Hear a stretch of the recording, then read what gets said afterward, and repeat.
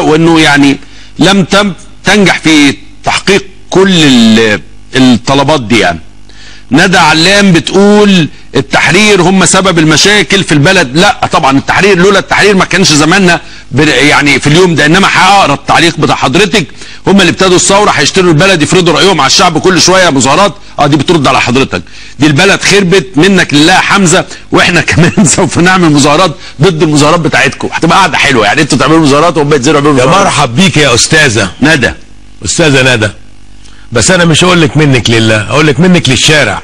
طيب محمد فوزي بيقول بالانجليزي يعني هو بيتعجب من الضيف، هو اول الناس اللي بيختار دلوقتي ان هو يحارب الديمقراطيه، بس الديمقراطيه مش في مصلحته.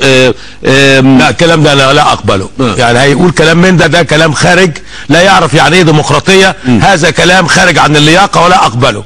لا يعني تقصد لا ما فيش، ده راجل مش فاهم هو بيقول ايه. عيب. لا راجل مش هسمع ولا كلمه.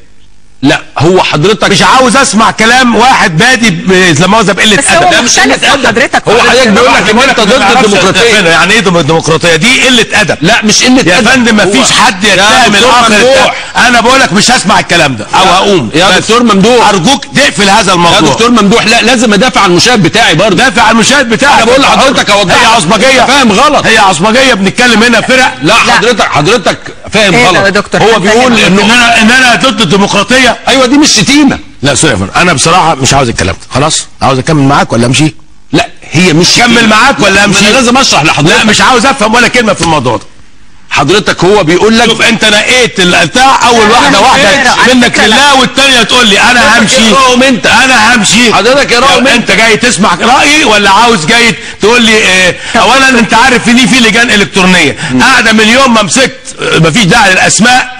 شويه الاخوان يهاجموا وشويه دراويش البلاد يهاجموا. انا مش هتقبل هذا الكلام. عاوز رايي اقوله لك، مش عاوز امشي. طب ليه؟ دقيقه واحده بس. مفيش ولا كلمه. لا بس انا ما عنديش كلام تاني. انا هتكلم مع حضرتك براحه.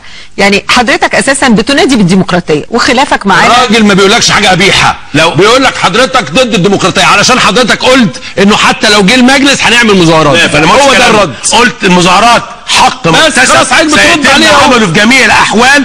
وفي بلاد عتاه الديمقراطيه اللي عندها برلمانات اكثر من 40 سنه برضه فيها مظاهرات. فانت لما قلت لي الميدان هيمشوا، قلت لك لا هيبقى في مظاهرات طبعا. بس هو ده اللي هو رايه، ده رايك انت. لا اصل الكلام بدا بكلام منك لله وكلام غير لائق وانا ما احبوش، مش عاوز اسمعه. دقيقه واحده بس يا دكتور. مفيش حد يزايد عليا، انا اول واحد نزلت الميدان مع اول مجموعه. طب دكتور ايوه انت بس واول واحد متعقل، واول واحد اللي ملاقي فيه الميدان حاطط راسه في الحيط مع المجلس قال لك اتنازلوا عن السلطه. انا اللي طلعت بفكره المجلس الشارك، كان الاول مجلس مشارك. ده كل بحاول اوفق. وحضرتك تعترف بالراي الاخر؟ الراي الاخر المؤدب. يعني هو يعني بس يعني انا لما حضرتك الراي لا اصل الانترنت بقى خارج عن اللياقه وغير مقبول. الراي المؤدب هسمعه، الغير مؤدب هقوم امشي. هو الناس بتوعنا ما عندهمش قله ادب. ما شوف لحضرتك المؤدب، ما انا بقول لك الكلام دي واحده اللي تقول لك منك لله، ده كلام يتقال. منك لله دي مش حاجه وحشه يعني، ده تعبير مصري. واحد ثاني يتهمني ان انا ضد الديمقراطيه. لا ضد الديمقراطيه ده راي سياسي مش راي. لا لا اللي هو المهم يعني عموما يعني